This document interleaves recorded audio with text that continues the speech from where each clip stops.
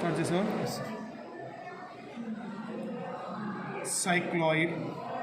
So we have to know how to draw a cycloid. So, but first of all, we have to know what is a cycloid. It is nothing but a path traced out by a point on the rolling curve. So, if this is a rolling circuit, if it is rolling, then if you trace the path of a point which is on the circumference of a circle, when it rolls over a straight line, whatever the path it generates, it is called cycloid. So once if it is here, P is here, in half revolution, P will move to the topmost point. In another half revolution, P will comes to here. So therefore, this is the locus of the point P, which can able to generate if it rolls for one revolution. No sir, if it rolls for one more half revolution, the curve will goes like this. So depending upon the problem, we have to know how to start the problem and what are the important points we have to remember in it. So in order to draw the cycloids, first of all we have to know what is the radius of a rolling circle. Let small r be the radius of a rolling circle. Now once small r is the radius of a rolling circle, then we have to know how much directing line length we require to construct the cycloid. It depends on number of revolutions it is going to make. Let if that particular circle will rolls for one revolution, if it rolls for one revolution, then directing line length,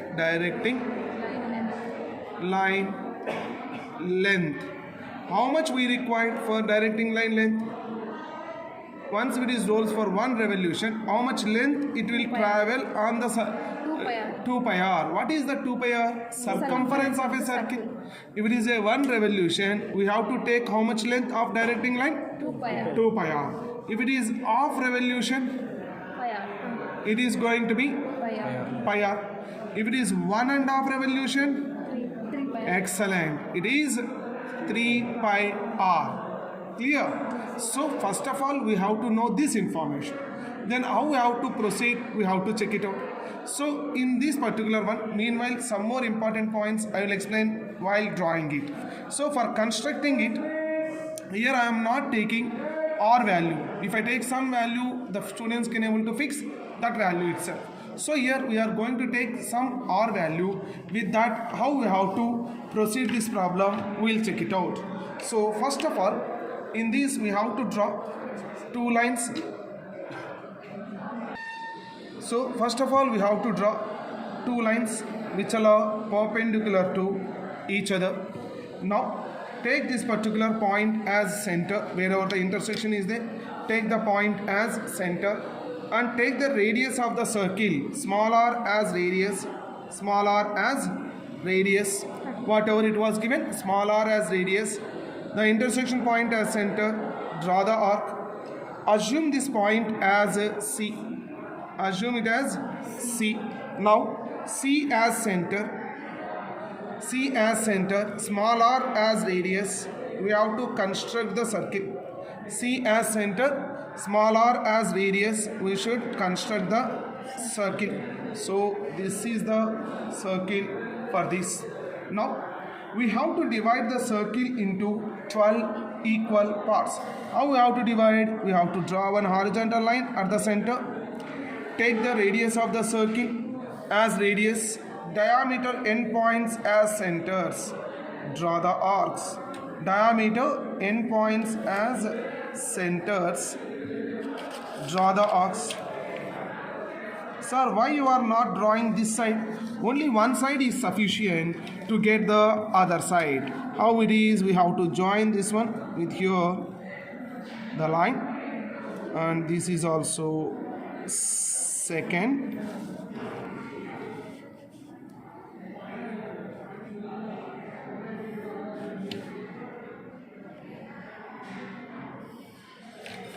Now the circle is divided into 12 equal parts. Now the rotation direction we have to show it. So it can able to rotate in clockwise because the directing line is on progressive side. That's why it is going to rotate in clockwise. Next, we have to consider the point P, where we need to consider the point P. So in the problem, if they are not specified anything, assume the contact point as P. No sir, in the problem, sometimes they will specify what it is. For example, so if this is the circle, in the problem they said trace the locus of a point, which is at the topmost point in the initial position. Which is the topmost point? This is going to be the topmost point. On that time, this one should be considered as P. If they are not specified, we will consider this point, bottom point, as P.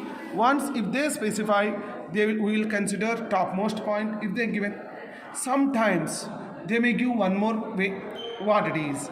So draw the locus of a point or points which all are present on a diameter, which is parallel to the directing line in the initial position. Here we have to draw 2 points. Initially, those 2 points are on the diameter endpoints, but the diameter is parallel to the directing line in the initial. What all are the points we have to consider? Show it to me here. Yeah, this is one point, this is another point. So depending upon the problem, we have to choose P. So after choosing P, so in the initial problem, I am considering this as P. Now once it is rolling like this, we have to give the numbers on the rolling circle. How we have to give the numbers? So here if it is P, so all of you observe, this is my thumb is P now. Once if it is rotating like this, P will reach us to the first position is this. P can able to reach first position is this. That's why we have to assume 1, 2, 3, 4, 5, 6, 7, 8, 9, 10, 11. Okay. Now, so after dividing it, we have to consider the directing line. But most of the times we have a doubt how much length we have to consider. In this problem, I am considering for 1 revolution. So once it is a 1 revolution, how much length we have to take? 2 pi r. So how much length it is? Calculate 2 pi r. How much you will get? You have to consider that much length. This is how much length is this?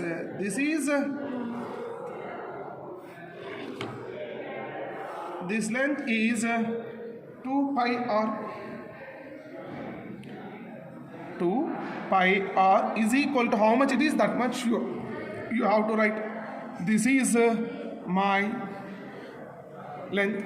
Now, so depending upon the number of revolutions, we have to divide it. How it is served? If it is given as 1 revolution, the length is 2 pi r, and number of divisions, how many we have to make? If it is 1 revolution, length is 2 pi r, we have to divide the line into 12 parts. If it is half revolution, length is pi r, divided into 6. If it is 1.5 revolution, length is 3 pi r, we have to divide it into 18 parts. Is it clear? Now, so once if it is there, but this problem I was considered as 1 revolution. Therefore, this one we have to divide it into 12 parts. So how we have to divide? This is the easy way to do it. Means I am not taking compass. Directly I am using this.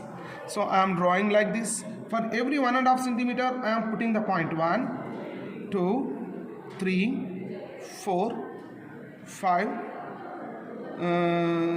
6, 7, 8, 9, 10, 11, 12. I got 12 points here. After marking 12 points here, join the 12th part with the other end of the directing line. Now this is 1. At 11 we have to draw the line. At 10. So like this we have to draw the parallel lines at all the points on the curve. To the directing line we have to mark all the points like this. So we got 12 points here. Because for one revolution we are making, so we'll get 12 points. So the next step is draw the parallel line to the directing line. Draw the parallel line to the directing line at the axis, at the center. At the center. This is the center. Now we have to mark the locus of various centers. Locus of the center at these 12 positions.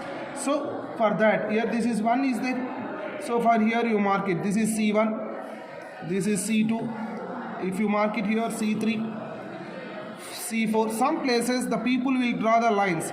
That will give you a little bit clumsy in the diagram. That's why I won't draw these lines. Directly I will put C5, C6, C7, C8, 9, 10, 11 and C12. Now we have to give the numbers as C1, C2, C3, C4, C5, 6, 7, 8, 9, 10, 11 and C12. After finding out the locus of these points, draw the locus of various points on the circle. What it is, at 12 it is already there. At 1, if you draw the locus, it will pass through 11.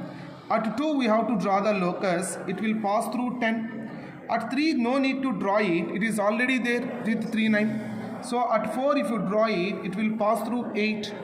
At 5, if you draw it, it will pass through 7. Most of the times, students will forget at drawing at 6, but you have to draw at 6 also. After drawing the parallel lines, take CP as radius. What is the radius? CP, that is nothing but small r. Small r as radius. C1 as center. We have to draw the arc. Here I am going to get 2 positions, sir. This is one. This is another. Among these 2, which is correct? Which is correct? Left side one or right side one? Left side one is correct. Why, sir? Because this is the intermean position. This is the mean position. For the mean position, where is 1? 1 is on left side. That's why we have to consider left side point. This is correct. This is wrong. Now C2 as center. C2 as center. We should draw the arc on the second parallel line. On left side only, because 2 is also on left. C3 we have to draw, it will be on center line only. C4 as center, CP as radius, draw the arc. C5 as center, draw the arc. C6 will exactly touch us at the top. C7, sir, we have to draw left or right. 7th point is on right side in the initial position, so we have to draw on the right side. C8 as center, draw the arc on the right side.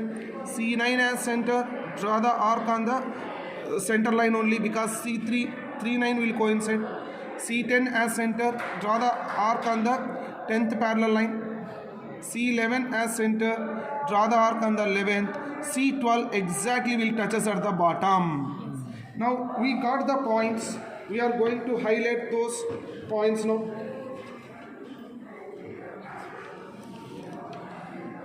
So this is 1 point, 2, 3, 4, 5, 6, 7, 8, 9, 10, 11, 12. So we have to join all these points as a smooth curve.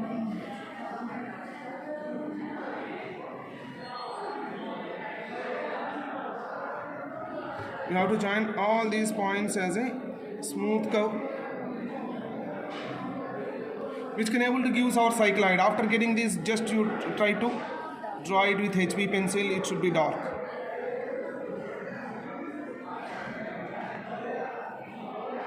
This is the way how we have to construct an cycloid for the given information.